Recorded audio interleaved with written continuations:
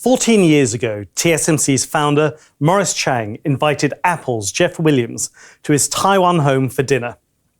Chang was already legendary in semiconductors for pioneering foundries in which TSMC solely manufactures other companies' chip designs rather than its own. Even so, the plan the two cooked up that night was high risk for both parties. Apple shifted all production of its iPhone and iPad chips to TSMC, and TSMC committed $9 billion and 6,000 workers to get the required factory up and running in a record 11 months. As Williams later commented, there was no fallback, and the execution was flawless. The achievement burnished TSMC's reputation, helping it become one of the world's 10 most valuable listed firms. And it proved that an emerging market company can be best in class. Today, I'll be speaking to investment manager Ben Durrant. He'll discuss other high-caliber emerging market firms and reveal why now is the time to reconsider the asset class. Welcome to Disruption Week.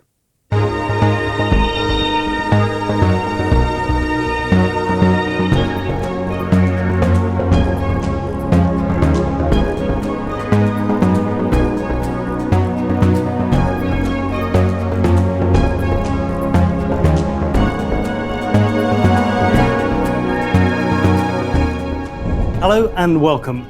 This webinar is about 45 minutes and we'll take questions from you, the audience, during the last 15.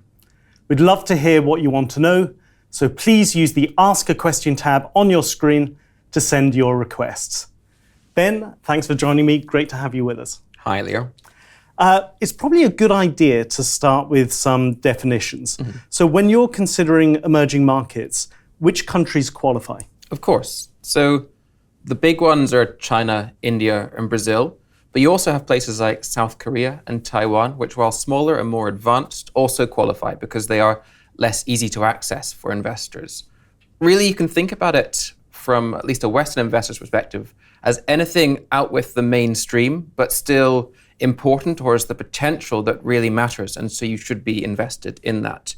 There are third-party classifiers such as MSCI or FTSE, which create indices that many clients look at, but these are quite basic and rules-based in some ways. We think about it more philosophically sometimes, because there are countries that don't technically fall into those indices, but we think have tremendous potential, such as Vietnam, for example. So large parts of Latin America, Asia, but you don't focus much on Africa, is that right? No. So about 80% of emerging markets come from Asia, and then you've got another 10% from Latin America and from the Middle East and a select part of Africa, such as South Africa and Egypt. But sadly, much of the rest of Africa isn't yet at that economically developed stage for foreign capital to make a return there. And the emerging markets team invests in frontier markets. Can you just explain what they are? Yes, selectively as part of our emerging markets and Asian strategies we do. Frontier markets are the next tier down. So you've got developed, emerging, and then frontier, which are even more difficult to access. And many of those we don't think have those kind of attractive traits, that alignment of long-term economic growth with shareholder returns. A couple exceptions, as I mentioned, Vietnam, and also a couple places like Kazakhstan as well. We do invest, but selectively. So I imagine there'll be some in our audience who question the appeal of emerging markets. As an asset class, it's disappointed over recent years. So why should the future be different? Yeah, it's intriguing in a way, because you should expect these highest growth parts of the world to deliver you the highest returns, and that has been the promise for emerging markets. If you were to look back over the 30-odd year history, you've had that, but over the last decade, you haven't. And that's intriguing because you ask yourself why? Because you have seen GDP growth, but you haven't seen shareholder returns. And so the question is that going to continue in future? And there's plenty of reasons for optimism, which we can go into. There's also some sources of concern that many people raise. But fundamentally, when we look at the companies that we're investing in, look at the strength of the companies and the valuation, the starting points we're being asked to pay for them, then I think actually we're in a very good place here. It's almost because of that pain, that patience that people have had to endure over the last decade, that it does set you up well for the future. So am I right to think then that the case for emerging markets isn't just that there's an increasing number of high caliber companies there, but also that macroeconomic factors are lining up in their favor? Exactly. So you've got valuations we talked about, and then you've got macro resilience, and then you've got growth, both from the big picture side of things, but also actually just great quality companies that are essential for global progress. Okay, that gives us lots to talk about. Let's start with valuations. What's the evidence that emerging market stocks are excessively undervalued compared to those in the US and other developed markets? Yeah, sure. Maybe we just start with the real basics, that there's two very strong factors for predicting returns going forward. The first is growth. If a company or a sector delivers strong growth, you're far more likely to outperform. And the second is valuations. If you're cheap at the start, again, statistically speaking, you're more likely to outperform. If you look at emerging markets relative to developed markets, and especially the US, there are historic discounts there. The US is on about 37 times cyclically adjusted earnings, which is at sort of 1999 or 1929 levels of valuations and optimisms there. There's reasons for that, perhaps, but it's certainly more demanding. By contrast, emerging markets are on about 12 times earnings, so 1/3 of that. So all else being equal, you should expect emerging markets to deliver 3x the kind of returns that you'll be getting from developed markets there. We don't expect those valuation disparities to close altogether, but it's certainly a much more comfortable starting point. You can think about it from a growth perspective as well. Over the last decade, the US, for every unit of GDP growth, you've had 5 units of shareholder return growth, which of course is great if you can get it, right? But by contrast, in EM, say China, for every unit of GDP growth, you only had 0.3 of stock market growth. And by EM, emerging markets? Yes. And so when we're looking at this, we're saying, okay, does that economic progress ever come back to shareholders? And we think it does. Okay. When you look at your portfolios, are there any standout examples then of companies where you think the markets are really underappreciating their value at present? Yeah, sure. So I suppose when we look at our portfolio, we think everything's too cheap because otherwise we wouldn't own it, really. But a couple examples, and remember, we're growth investors, so typically speaking, we're prepared to pay up for quality, pay up for future prospects. So many of our companies wouldn't tend to look optically cheap in today's terms, but we think the future more than compensates for that. But even so, businesses like Sea Limited, that owned Shopee and Garena, the Free Fire, the games business, so an e-commerce business in Southeast Asia and Brazil, that business has grown revenue about 15-fold over the last 5-6 years, and yet is still at big discounts from its previous market caps, 2-3 years ago. And so you've seen tremendous operational progress, but you've not seen that being rewarded in today's share price. We think that's just too cheap, and we think the prospects of that are better than they were in the past as well. Another example that people will be familiar with is TSMC. Mm-hmm. So this powers practically every leading edge bit of electronics manufactured today. And it is behind much of the progress of AI as well. It manufactures NVIDIA's logic chips, for example, and anything else you may consider really important. Yet it is on valuations literally an order of magnitude lower than its customers, the NVIDIAs, the Apples of the world. And again, we think it is arguably more important than them. So again, just too cheap there. And maybe finally, and it sort of speaks to the breadth of the kind of things we invest in, a Mexican bank, Banco Banorte, that's paying a 10% dividend yield, 12% more recently as well. This isn't a business in distress. We think Mexico does very well, actually, over the next 4-8 years. Yet you're paying very attractive returns just for staying still, and we think there's growth there as well. So let's move on to macro resilience. Mm-hmm. Historically, emerging markets have been associated with economic crises, financial instability, outflows of foreign capital. What's changed? Well, I suppose what's changed is that emerging markets have recognized that as well. They know there's crises named after them. The 1980s LATAM debt crisis, for example, or the 1997 Asian financial crisis. They've realized painfully that they can't rely on foreign investment to fund a lot of the growth that happens in emerging markets. That would make sense, though, because you'd expect the richer, slower growing parts of the world to fund the growth that has very high returns in the emerging markets. But the problem is many of those foreign funders are good times lenders. They come in, they fund, and when times get tougher, they all rush out, which actually precipitates those crises. So instead, what's happened in these emerging markets countries is they've learned a form of self-sufficiency. They have far higher foreign reserves, relatively lower debt levels, more stable fiscal positions. The challenge with this kind of country-level austerity is a bit like a diet, but across an entire country. It's painful and it takes time, and you're not really enjoying yourself while it's going on. But the outcome, though, is that you're actually a far stable foundation. And when we look at macroeconomics today, actually some of the unorthodox policies that you saw in emerging markets of old, you see in developed markets today, really. So that's the countries becoming more resilient. Are the companies themselves becoming more resilient too? Yeah, absolutely. So the old story was that you had very low-cost labor or simple minerals, materials to extract from emerging markets and sell to developed market countries. However, now you've got world-class companies that just integrated in the supply chains of companies and for economies as a whole. Take Indian IT, for example. This was an industry that came about in the early 2000s. People may remember the Y2K bug, where you just needed a code from 2-digit years to 4-digit years. That was a long and painful process. There was a lot of cheap Indian labor that could do that. And so you used it for that. And then when you were done, you just dropped it. But now companies like Infosys, Tata Consultancy Services that were born out of that era are some of the most capable at doing any kind of large-scale implementation of IT in the world. And so businesses like BT, for example, here in the UK just can't operate without them. So this is no longer a discretionary source of labor, but instead just a key part of the global economy. And so any AI implementation that any company is really looking to do at scale will use businesses like this. Then maybe on the product side, businesses like Shenzhou International that make many of the clothes for Nike and Puma, Adidas. This isn't just low-cost labor again. Historically, China was the cheapest place to manufacture a lot of this, and they came about there, brilliant economies of scale. But as labor in China got more expensive, they've moved to the rest of the world. What we're seeing now is when these developed world companies want to shift their supply chain, they actually take these emerging market suppliers with them because they have the know-how, the skill set.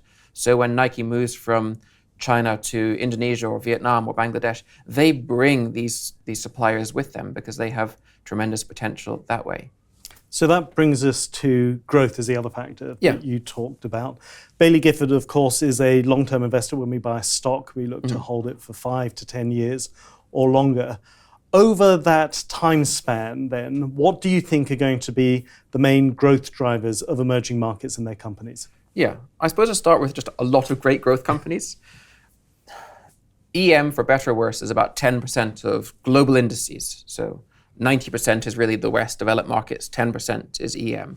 But EM contributes half of the high growth companies over the next 3-5 years across those global indices there. So you have an outsized proportion of just great growth companies because these are faster growing economies and so there's plenty of nascent opportunities there. But the top-down trends as well, I think, are really supportive.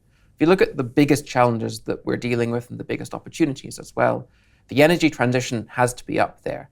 That's a $100 trillion capex investment program.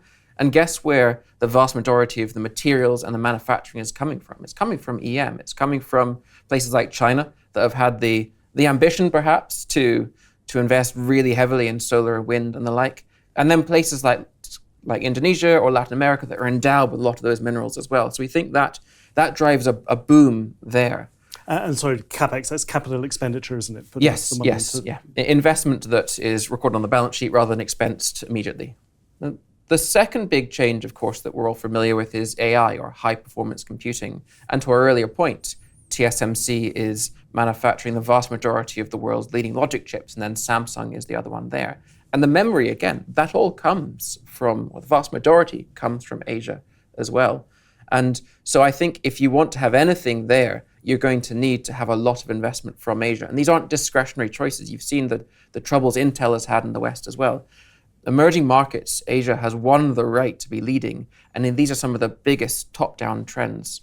And then finally, there's just the growth of the emerging middle class. Where do you think the next billion consumers comes from? It's not coming from the West, almost arithmetically, and because they're already spending lots. It's coming from places like India and China that are moving up that prosperity curve, and also places like Taiwan, South Korea, that are relatively wealthy but haven't spent yet because they've saved so much and then invested in their businesses rather than being able to, frankly, enjoy life. And so I think you see an awful lot more consumption there. And so we're invested in that as well. If I play devil's advocate, though, emerging markets have been amongst the chief beneficiaries of the wave of globalization that began in the 1980s. Yeah. President-elect Trump comes back to power in January, and he's talking about introducing tariffs of 60% on Chinese imports, 10 to 20% on those from other countries. Is there a risk that you then get tit-for-tat action and as a result, deglobalization? I think there's absolutely a risk. And to be clear, I don't think tariffs on both sides would be good news. It would be painful and certainly in the short term detrimental for all. The question there is who suffers most, but that's not really an avenue we want to go down. I'd argue that those positions are most likely opening bargaining positions, and it makes much more sense for a happy compromise to be met. But even so, I think it's important to remember that globalization isn't just China selling to the US. It's much more than that. And what the US wants is arguably a de-Sinification rather than a deglobalization. And so if they're looking to achieve that, the biggest beneficiaries there are the rest of emerging markets, Mexico, Vietnam, and the like. And then when emerging markets, you look at trade there, actually 70% of trade from emerging markets is to other emerging markets as well. So again, they will adapt. And finally, when we look at good companies in China and the rest of the world, a lot of them are hamstrung by having even better, more established businesses that will sell the same products tariff-free from the US to them. And so they've not been able to succeed because they've had very advanced Western competitors.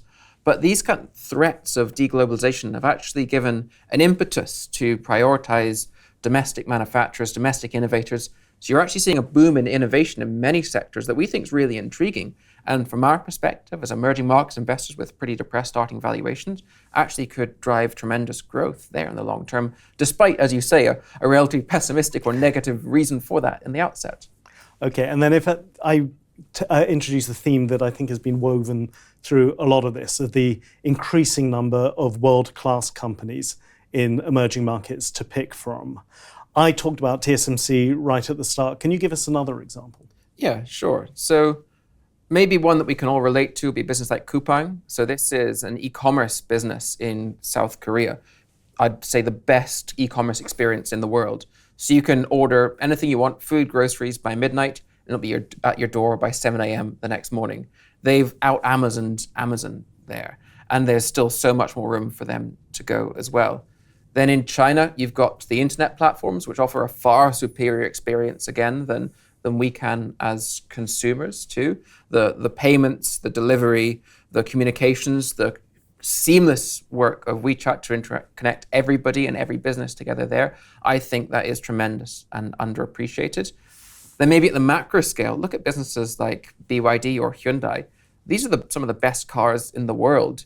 You saw the Ford CEO admitting recently he'd been driving a Chinese car, a Xiaomi car, for the last 6 months and doesn't want to give it up. And that's a remarkable statement by a competitor CEO there.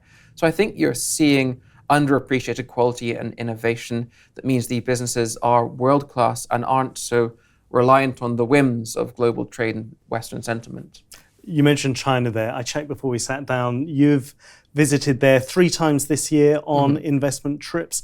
Can you tell us about some of the companies that you met that you think have the potential for strong long-term growth? Sure, yes. I think China, throughout our universe, is the most useful place to visit because it's so misunderstood, and there's plenty of positives and negatives, to be clear there. But the companies are fascinating. One would be SG Micro, which relates to what I was talking about there, the shift towards import substitution, being able to get an elbow into what was previously a very closed market. So they make analog semiconductors. These aren't the digital ones that you'd be familiar with logic and memory, but they convert heat, noise, radio signals and the like into a digital form there. Previously, a domain dominated by the likes of Texas Instruments in the US there. But this company is doing great things and taking Chinese expertise and actually putting that throughout the electronic supply chain in China there. I think they're tremendously driven. This is a company that a couple of years back was traded at fantastic valuations by the domestic market. But as you've seen, a bit of a cycle there, both in terms of semiconductors and in sentiment in the Chinese market. It's now at very attractive valuations. And because some of the things we talked about are coming to pass there in terms of global trade, I think the prospects of them are even stronger. More prosaically, one business I really like is Luckin Coffee. So it clues in the name, coffee company there. Had a bit of a scandal a couple of years ago, but we think actually is the best coffee business in China and has out-competed Starbucks in practically every aspect. 20,000 stores in China now and still growing very strongly. You can't go up to one of their stores and order a coffee. Everything is done through the app, which means they have tremendous data and they can plan and they can also understand what people might like. So they'll know someone like you might be ordering an Americano at midday, and so they'll have one pre-made. It's more likely a jasmine tea coffee or something like that, or a coconut latte actually. But I think they have real innovation there, both in digital expertise and also a fresh perspective on what coffee is. They, as I said, jasmine tea latte, Apple Americano has been very popular as well recently, but they bring out 100 new flavors a year just to see what works. And then what works, they continue, and what doesn't, they quietly drop there. So I think that's got tremendous potential as a business. From a more traditional Chinese perspective, perhaps, a company I like is Haidilao, that is a hot pot restaurant. So you have, it's a very communal way of eating. You have a hot soup base in the middle and you cook your own food in that. So celebrations, birthday parties, that kind of thing. What would be a traditionally very competitive industry, the Chinese restaurant industry, they've done very well. A result of, I think, a founder-led business and a culture that's empowered their people. And so it's not just about these big picture trends, but just really finding excellent businesses that are tremendously well run, that have great growth opportunities. So that's quite a range of companies in China. How about somewhere a little bit more off the beaten track that you've visited to meet companies on their home turf? Yeah, sure. So one recent example is going to that frontier markets, Kazakhstan. One of my colleagues and I went to Kazakhstan for a week to see Kaspi, which is, I'd contend, the world's best super app. So this is a business that practically every adult in Kazakhstan has downloaded on their phone. It's an app that does e-commerce, payments, all sorts of other things, such as travel booking and banking as well. And so it's that breadth of offering that we're perhaps unfamiliar with in the West, but it's that level of trust and ubiquity that they have that gives them a real advantage there. We'd understood it from afar, met the founder a few times over Zoom, but really wanted to go and meet them in person and understand other perspectives in Kazakhstan, because it just looks almost too good to be true from afar. And so we wanted to figure out what the growth opportunity was and whether the business would continue to thrive in a relatively small economy there, which was really reassuring. We met Sovereign Wealth Fund, met the regulator, competitors, customers, and the like. And that's the kind of work that I think, when you have that 5-10 year horizon, is worth doing to really understand the long-term operational prospects of a company, rather than just trying to second-guess quarterly earnings. And moving on to Latin America, I spoke to Alexander Nicolier from the private companies team earlier in the week about a trip that he'd taken to Brazil and Colombia. And of course, on the public markets, Bailey Gibb is the biggest institutional investor in Mercado Libre, the fintech and e-commerce giant. Can you tell us about some other companies in the region that our audience should be aware of? Yeah, sure. So I suppose Alex is the most exciting companies in Latin America, but I get some of the bigger ones maybe, or the ones that work for the mass economy. One example perhaps would be Raizen, which is a second generation ethanol producer. So this company grows enormous amounts of sugar in South America. And historically, the sugar cane from that, the waste that isn't processed into cane sugar, was just burned in the fields. But now they're producing what's called second generation ethanol. So this isn't, first generation ethanol is when you take corn or sugar and produce that into ethanol that's then used often as a fuel additive. The problem is that competes with food supplies. This is taking that waste material I mentioned and converting that into a form of fuel, which I think has tremendous potential. It's taking advantage of something which would otherwise go unused and indeed pollute the atmosphere into something that actually is environmentally beneficial. At the moment, mainly just added to domestic fuels, but increasingly exported at a premium because it's sustainably sourced for use in Western countries, and a good source stock for sustainable aviation fuel as well.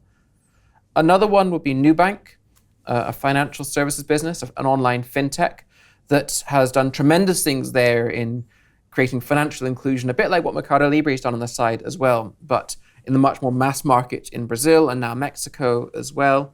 They've, I suppose, just by taking a positive view on humanity and trusting people and treating customers in a far more opening way than the staid state-owned banks did in Brazil, have built up a very strong customer base and actually have seen very good return metrics for a bank. Their customers pay them back far more than they expected, and that customer quality is getting better as well. So that's something that we're really optimistic about too.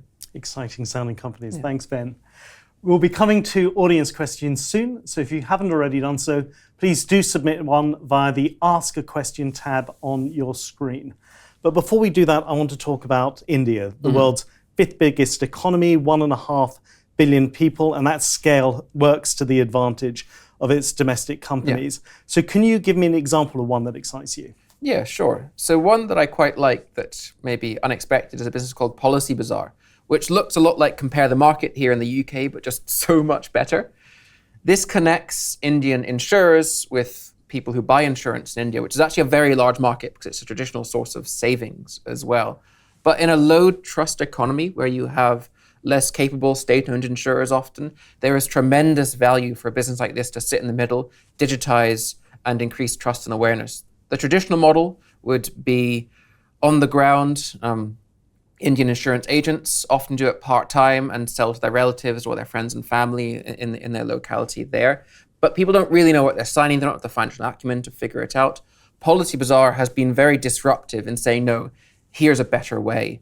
And I think that business has tremendous network effects and very long-term growth from here. So that's one I'm particularly excited about. And its chief executive is quite a force of nature, isn't he? Yeah, that's a fair characterization. In an industry that traditionally was quite chummy, he's really shaken things up by criticizing the behaviors of the past and saying, look, we can do so much better. In health insurance, for example, now he's gone, look, I've got a lot of health insurance here, but I can do even better than that. I'm going to start building in partnership my own hospitals as well, so I can create that full sort of life cycle experience for a customer. So that's Insurance and Policy Bazaar. Mm-hmm. Can you give us another example, maybe in a different sector? Yeah, sure. So let's go to logistics. A business called Delivery, which is a terrible pun. Delhi, very delivery is the name of the company there. But they've got, I'd argue, the best logistics network in India. They've been lucky in some ways. They started late, and the founder is very data-oriented as well.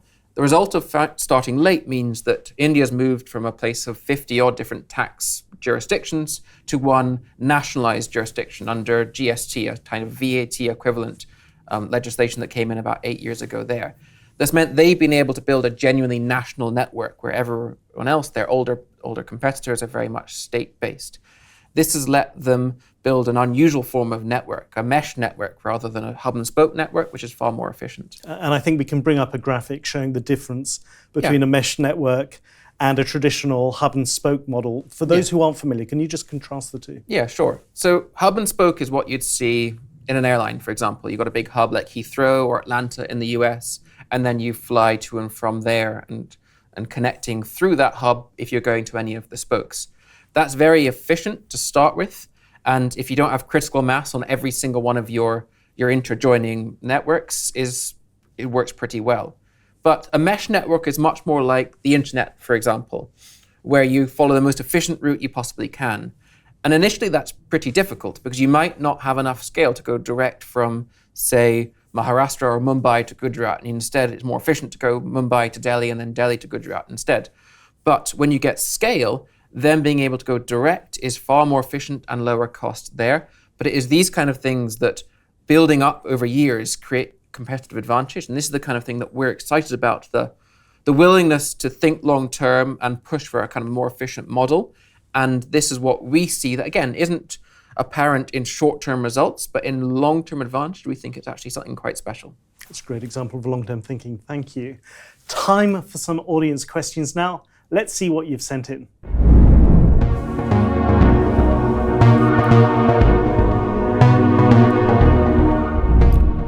So just having a look to see what's here on the iPad. Let's have a look here. The fundamentals in emerging markets often look good, as you've said, but isn't the challenge about capital flows? When there's uncertainty, everyone runs to the dollar and emerging markets get skinned. Yeah, I think that's a fair challenge. I'd make maybe 2 points in response. Firstly, EM's been a pariah for a decade, really, from a capital flows perspective. You've seen outflows over the last 10 years. The flip side of that is that you've had emerging markets funding themselves, as we talked about. What that means is you're less vulnerable to those foreign outflows, both in debt and in equities. There aren't that many foreign investors left, really, in places like China, for example. And when returns have been weak, no one's really that incentivized to put money into these places. But when they start seeing returns getting stronger, I think you see very strong flows coming back in there. The second point would be that emerging markets and equity markets are increasingly reliant on domestic flows there. There is a lot of private capital sitting on the sidelines in China. In India, which has been strong, it's been domestic investors that have been making the market there. So we think that actually the weakness of foreign capital flows is a positive feature now, but that transition has been quite painful over the last year. Picking that turning point, I agree, is incredibly difficult, but I don't think capital flows is the reason to be invested in emerging markets going forward. Instead, it's that quality of growth that will be funded and recognized by domestic investors. Okay, a question here about the opportunity in China. Given China's stimulus talks and actions by the Chinese government and agencies over the last 2 months, what's the team's view? Have they done enough? What opportunity or risks do you see there? Yeah, I think Chinese macro and stimulus is incredibly intriguing. They haven't done enough to turn around the economy. The fundamental drivers of the economy over the last decade, be it exports, infrastructure, property, those have come to natural or for tariffs, premature ends in the case of exports there. And Chinese stimulus hasn't been sufficient to do anything near turn those around. This is stimulus in the order of a couple percent of GDP. You'd need 50, 60% of GDP to really change the game there. But perversely, I don't think that is necessary to make China a very attractive place for investment. Historically in China, you'd have two countervailing forces: domestic investors in the equity market or foreign investors. Domestic investors, momentum, enthusiasm-based; foreign investors, much more rational. And they tend to offset each other quite well. Now, both have been incredibly pessimistic. And so Chinese markets are at very low valuations. And because of the failures of stimulus, because of the challenge of the Chinese economy, they will keep interest rates very low and a closed capital account, which means that you have this perverse situation where you get 1% in a bond or in a current account, but you can get 5, 6% yields on these very strong growing businesses. I think those businesses' valuations should double, should triple. And so if you're able to look through the weakness in the Chinese economy, then I think these become very attractive investments. And stimulus, while not enough to fix the economy, is certainly enough to fix the stock market, to encourage growth there, because you can't make property prices double, but you certainly can make equity prices double. And that brings enthusiasm, wealth effect back into the economy, which is what they're trying to achieve. Okay, I've got a question here from an audience member who's perhaps looking for a bit more reassurance. Are emerging markets at a place of increased risk due to uncertain politics and economies in developed markets? How do they mirror one another? So I think it is maybe as the question was coming to, it's the challenges of politics in developed markets really that concern us most. And to your point, it is the aggressive policies of people like Donald Trump that worry us really. And so in the short term, I think it is incredibly uncertain, but markets are forward-looking. And I think a lot of that is reflected in valuations, as we've talked about. In the long term, it's that force for self-sufficiency that I think is really positive. And because you're not reliant on capital flows, I think you can look through some of that. We're investors in that long-term progress, where I'm looking at companies on the operational progress and how that business can grow, rather than trying to worry too much about the 3-6 months outlook. That is our advantage, being able to look through that. The flip side of that, though, is that we're not particularly good at timing, and that means accepting a degree of volatility. But remember what I think practically all of us are trying to do. We're trying to invest on time horizons here measured in years, decades, probably generations for many of us as well. And on those time horizons, I think that emerging markets, given starting valuations and given the underlying stronger growth, actually look pretty compelling here. Okay, a question picking up on some of your earlier comments about the chip manufacturer TSMC. On TSMC, why do you think it attracts a significant discount compared to the customers it serves? An invasion of Taiwan would impact those customers just as much as their most important supplier. Yeah, I think it's a fair challenge. You can go to the behaviors of investors as well. It is obviously, the clue is in the name, it's in Taiwan there.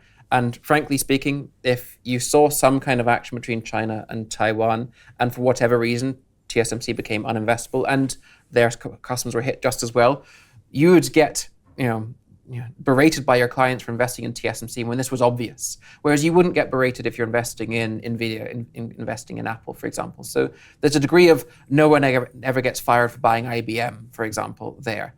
But really, I think actually that it is because it's capital intensive. It's because it doesn't have the same degree of hype. This business isn't going to double over a year, whereas NVIDIA has doubled revenue over those kind of time horizons there.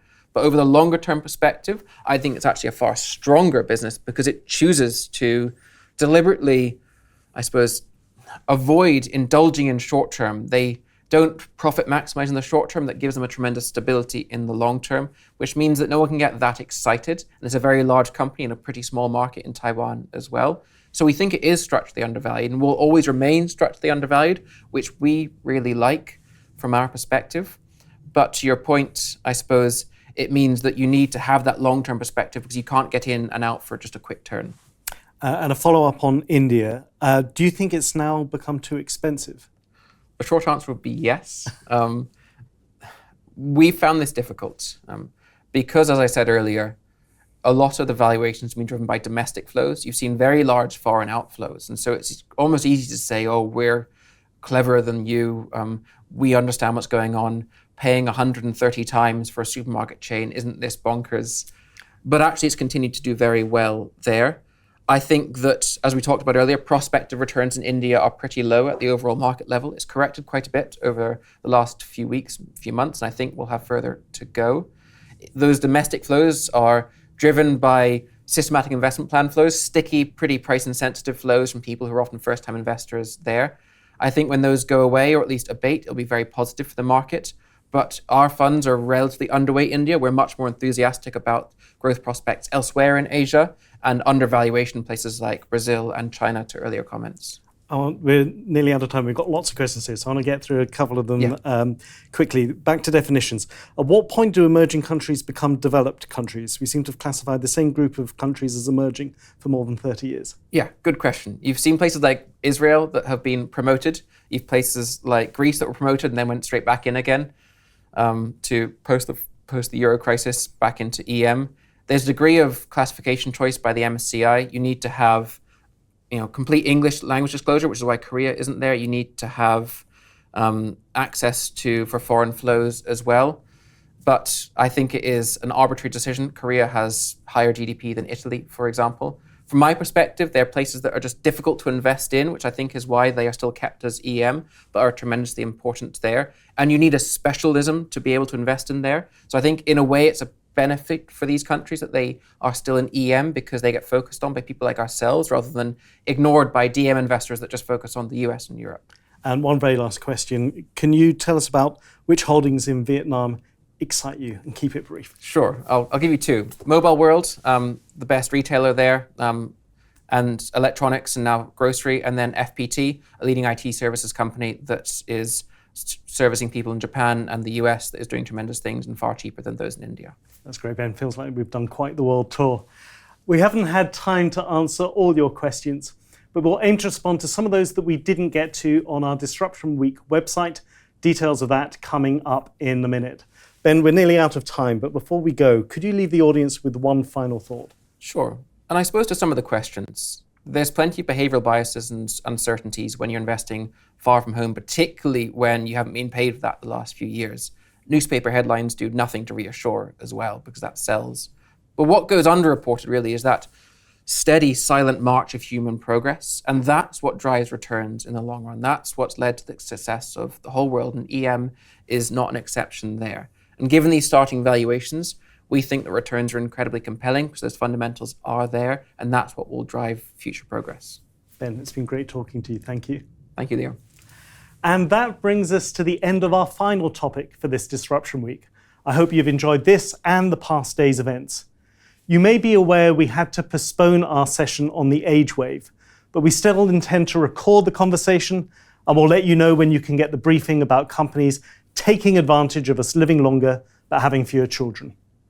In the meantime, if you want to refresh your memory about our earlier events on the US's infrastructure renaissance, investing in private companies, or indeed this emerging markets discussion, please visit baileygifford.com/Disruption Week.